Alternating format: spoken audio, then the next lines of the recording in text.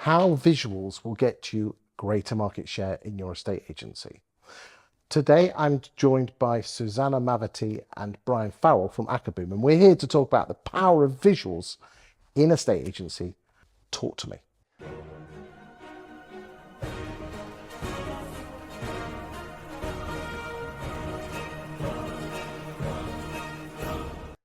Okay, well, I'm going to start with my least favourite stat in the whole wide world. Go on. People only remember 10% of what you say, and I do a lot of talking. So I'm very aware that, therefore, that's not necessarily the most effective way to pitch something. Let's compare that to the visual stat of people remember more like 65% of things they see.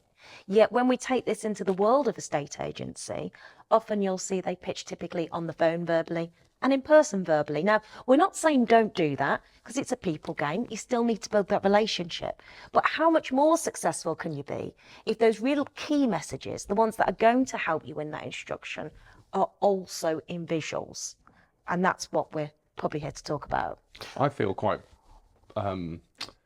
passionate about the value of visuals being used in a estate agency, because they're not, generally speaking, and I say that as an agent that used to go out with my clipboard, with my tape measure, say my thing, keep my fingers crossed I'd won the instruction. I hoped I get the signed terms and conditions and be walking down the drive. That didn't always happen. And then I got out of estate agency for a little while, went to a company that was pitching IT sales, and they used visuals to get key messages across at every appointment. And I remember feeling a bit clunky about them to start with, but I remember seeing how effective they were. And I remember thinking, why don't agents use these to get that across? And it was just a thought at the time. And then I went to sell my house one day, and I had 3 agents come round, and I was astounded how after 3 days I couldn't remember who said what and what the difference was between any of them. For sure that wasn't just you. and a bad memory. No, I think that, no, there is a stat out there. People remember what I they know, still- jokes aside. But I remember thinking at the time, if any one of these agents had come across and used visuals to get whatever messages they wanted me to take away, I would have remembered them, and it would have stayed with me longer than any of the ones that just did they all just did the verbal thing, which is what I used to do back in the day. 100% agree. I mean, I'm a bit of a whore when it comes to posting on social media. No. And if you just put the words on, you get a certain amount of traction. If you do a okayish visual, it does perform better. But if you actually take just as long with the visual, and there's some great AI out there that can create visuals that tell a story. And what I've learned, and again, this is a massive one for estate agents watching this, put the name of your town on the image. Because the job of the image is to stop the scroll. Okay, I live there. But it's okay, let's go through some examples of what we're talking mainly here, social media, but obviously printed media as well. It's not, though. It's the market appraisal journey. Again, how do we use visuals to win instructions? That's really what we're here to talk about. And essentially that is by showing examples of your key messages. Now, we've already talked a bit about key messages and what they might be for you. Once you've identified them, it's all then thinking, how do I visually tell this story about this unique selling message at the appointment? That might be playing a video, playing an example, for example, a 360 virtual tour or videography or drone footage. It might be putting that into some kind of video that we can easily play for the client when we're pitching. It might be that we just want some really strong before and after kind of images and things like that to tell the story. Or it might be that we want some animations. They're the new kid on the block, if you like, or having animations come to life, move across the page and tell a story. Very, very popular, certainly with our clients nowadays. You can make them custom to tell whatever you want them to.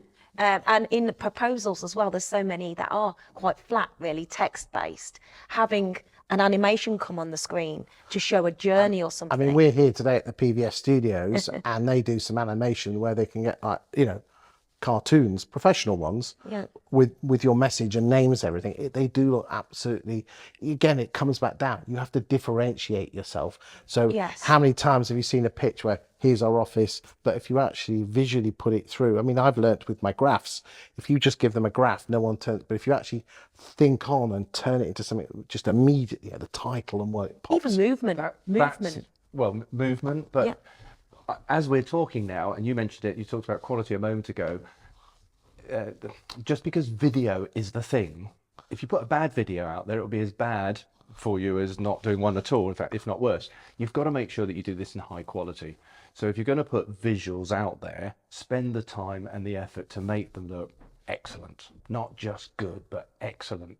Because if somebody's looking at, and I'm thinking of teams as well, if you've got a picture of your team, if none of them are smiling and they're all unhappy bunnies, that's not going to bode well when it comes time to winning the instruction. I think you want everybody looking happy, feeling happy, and there should be a feel-good factor about it. Stuff like infographics and Yes. interact. I like the interactive. I love what Animations are so on your platform with the visual where you say that, you know, the where you dress the room, and Yeah. you get them to touch and feel and say The look, this is before and different. after Yeah, slide, love as we that, call love it. that. Anything like that, just the picture paints 1,000 words is the saying. But I'll throw another example on the table, which is comparables. So how many agents walk through the door with a printed comparable report and say, I've got 6, I don't know, 3-bedroom semi-detached houses that's similar to yours, and this is the price, when actually that's not the reality. The condition of the property is a massive thing. So having the ability to walk through what that property really looks like internally with a client at a pitch really, again, brings to life what you're talking about. Yeah, because that's what I like about your platform is that the comps are there on the screen and you can click on it and it opens up the photographs. You go through all the photos and the you can floor plan. see. Yeah, and the floor plans as well. And again, it's about being more consultative in that manner as well, because the chances are the other agents have just said, well, it's another 3-bed semi or 4-bed detached. It's not just putting them all, pigeonholing them, if you like. Yeah. It's about bringing to life in a consultative manner what we should be selling their property for. And sorry, just one more thing on sold properties as well. How often as an agent have you had it so that they've said, oh, well, a neighbour's property sold for more than that? Well, let's just have a little look at that. And you can literally click and see what it's sold for, but also what did it look like at that point of sale? So you can go through, it had a brand new kitchen and a conservatory. That's why they got 10 grand more. Surely, and again, we're going to do a separate video on videos, but we've got other things where we're actually talking about the property, where 360 tours, professional photography. I know we've touched on that, but just spend a minute or so on those. Yeah, sure. So power of things like professional photography, 360 virtual tours, videography. Again, it's about bringing all this to life with the client, showing live examples. Don't just say it, show it. Brian and Suzanna, thank you for your time today. Thank you.